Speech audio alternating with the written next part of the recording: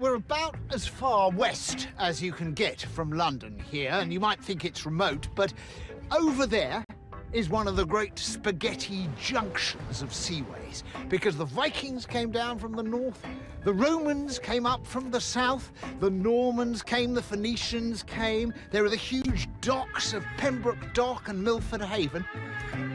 Milford Haven waterway is actually one of the deepest natural harbours in the world. It's still peppered with what were known as the Palmerston Forts.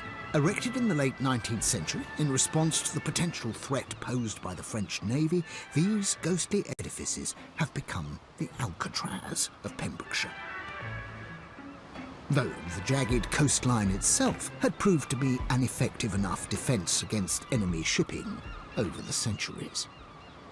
So far from being a forgotten corner, Pembrokeshire is surprisingly well connected with the rest of the world. In 1952, in recognition of Pembrokeshire's spectacular coastline, a national park was created around the entirety of the county's coast. The irony is that much of the cliffs and seashore are actually completely inaccessible to most people.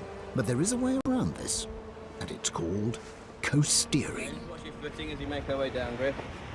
Nice and steady, no major big jumps or anything. I've joined professional coasteerers, John and Rachel, to taste the perils and pleasures of this new sport.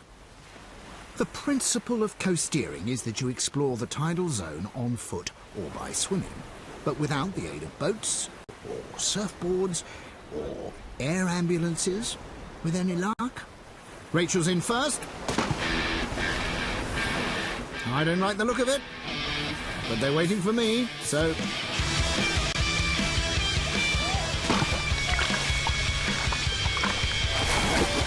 Well, that's broken the ice. This is what it's all about. Swim for a bit, then edge along the rocks. It's actually mentally absorbing because you have to be planning your next move all the time. Although you have to watch out where that move might be. Well, that looks nicely treacherous. Well, we've come about 100 yards along here. A mixture of rock climbing and diving and chilling out, literally.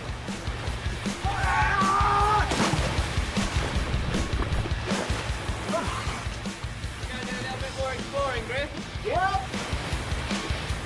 Coasteering goes back to the 1970s when it was simply called sea cliff climbing.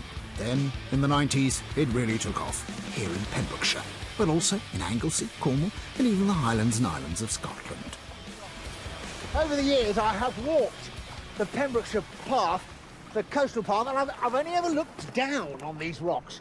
Often there is no way down to the coast like this, and yet when you get down here and you see everything from the point of view of a jellyfish or a shipwrecked mariner, you see them for what they are. Fantastic sculptures made by the wind and the sea, and in former times, the ice. Look at this one over here. It's like a pyramid. Coasteering is completely addictive, but it's time that I got back onto dry land.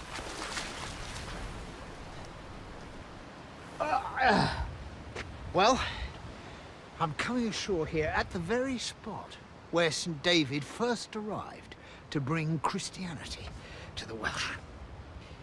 And I still haven't found a corgi.